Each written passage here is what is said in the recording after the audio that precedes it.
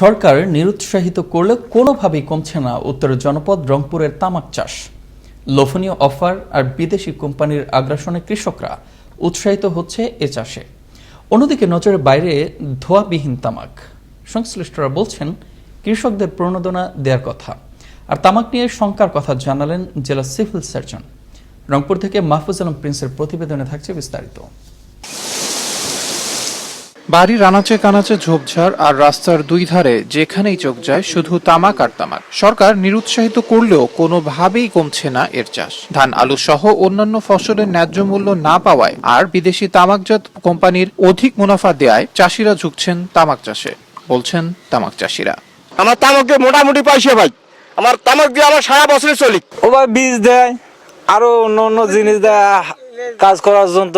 আমরা যে মূল্য পাই 10 টাকা কেজি, আর ওরা পায় 80 টাকা কেজি। যারা কাজ করছে এই মালটা তারাই পাবে। পণ্যের সঠিক মূল্য না পাওয়া, কৃষি উপকরণ সঠিক সময়ে না আসা আর বিদেশি কোম্পানির লোভনীয় আগ্রাসনে বাড়ছে এর উৎপাদন, বলছেন সমাজের এই বিশিষ্টজনেরা।